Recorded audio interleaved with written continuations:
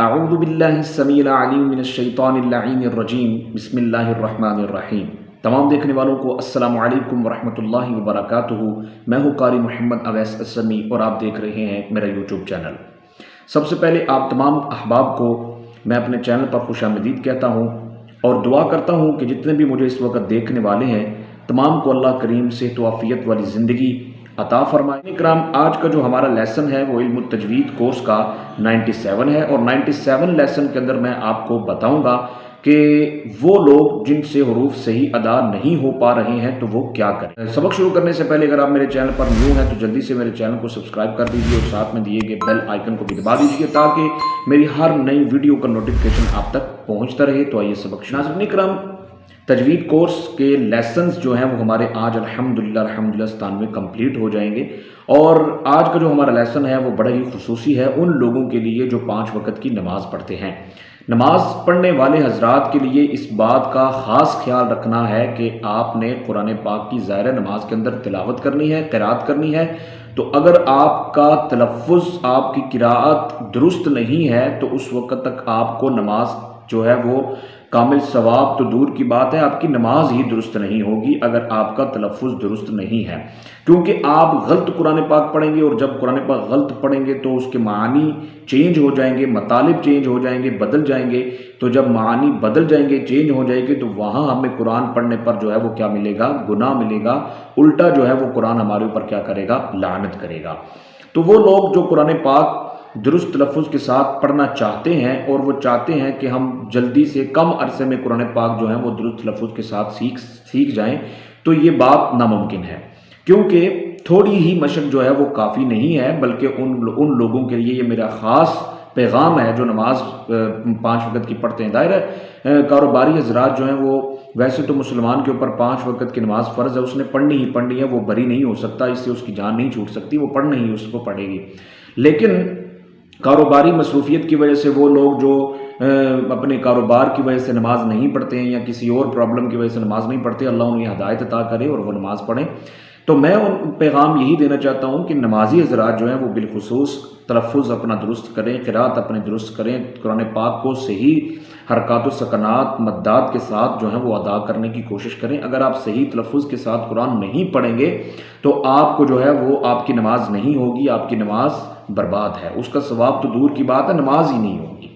تو لہذا اس سے پہلے سب سے بات آپ نے یہ جاننی ہے کہ تھوڑی مشق کافی نہیں ہے، بلکہ آپ کو اس کے لیے 6 مہینے، سال، 2 سال کا ایک عرصہ جو ہے وہ مشق کرنی پڑے گی، مجاہدہ کرنا پڑے گا، ریاضت کرنی پڑے گی۔ جب آپ محنت کریں گے، مشق کریں گے، کافی محنت اور مشق کے بعد یہ نتیجہ اخذ ہوگا کہ پھر آپ کو اللہ کریم محنت کا پھل عطا کرے گا اور پھر آپ قرآن پاک درست لفظ کے ساتھ پڑھنا کیا ہو جائیں گے؟ شروع ہو جائیں گے۔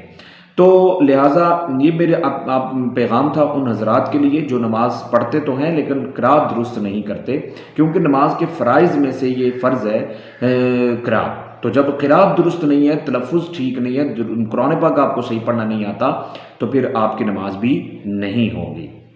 تو ان کو کیا کرنا ہوگا؟ ایک زبردست اچھے قاری صاحب کے پاس ان کو کلاس جوائن کرنی ہوگی، پڑھنا ہوگا، ٹائم دینا ہوگا۔ اور اگر تو کاروباری حضرات ہیں تو یہ مشورہ ہے کاروباری حضرات کے لیے کہ وہ وقت نکال کے پورا قرآن پاک تلفظ کے ساتھ سیکھیں، لیکن بامر مجبوری اگر ان کے پاس ٹائم تھوڑا ہے، وہ نہیں زیادہ پڑھ سکتے اور سیکھ سکتے، تو پھر ان کے لیے نسخہ یہ ہے، مشورہ یہ ہے کہ وہ کیا کریں کہ کم از کم اتنا یاد کریں کہ وہ نماز کے اندر درست پڑھ سکیں۔ مطلب آخری 20 صورتیں ہیں یا آخری 10 صورتیں ہیں جو اکثر نماز میں پڑھی جاتی ہیں اور نمازی حضرات پڑھتے ہیں، تو نمازی حضرات کے لیے پھر کیا کرنا ہے کہ جو کاروبار ٹائم ان کا نکالنا مشکل ہے، تو پھر ان کے لیے یہ میرا مشورہ ہے کہ کم از کم اتنا قرآن درست لفظ کے ساتھ سیکھیں کہ آپ نماز میں کیا کر سکیں، فرض ادا کر سکیں اور قرات ٹھیک ادا کر سکیں۔ اگر آپ کے پاس زیادہ ٹائم ہے تو زیادہ سیکھیں، تھوڑا ٹائم ہے تو اتنا سیکھیں کہ آپ کا فرض کا جو نماز کا جو فرض ہے وہ کیا ہو جائے؟ ٹھیک طرح سے ادا ہو جائے۔ تو ناظرین کرام، آج کا جو ہے وہ میرا پیغام آپ کے لیے یہی تھا۔ علم التجوید کورس کیونکہ ہمارا کمپلیٹ ہونے کے قریب ہے، 100 اسباق ہونے کے بالکل قریب ہے، تو آخر میں آپ کو پیغامات ہی دے سکتا ہوں کہ جو بھی علم التجوید کے حوالے سے ناواقف ہیں ان کو علم التجوید پڑھنی چاہیے، کورس کرنا چاہیے۔ یہ ایک زندگی کا اہم حصہ بنا لیجئے جہاں آپ کا کھانا جو ہے وہ کھانے سے آپ کی غذائیت اور جسمانیت کے بڑھنے کی جو ہے وہ ایک سبب ہے غذا، تو اسی طرح روحانیت کے بڑھنے کی بھی ایک غذا ہے، وہ ہے قرآن۔ اگر آپ قرآن تلفظ کے ساتھ پڑھنا شروع کر دیتے ہیں، سیکھنا شروع کر دیتے ہیں، تو پھر آپ دیکھیے گا کہ آپ کیسے کام جو نہیں ہو رہے ہیں تو وہ قرآن کی برکت سے بھی کیا ہو جائیں گے، شروع ہو جائیں گے۔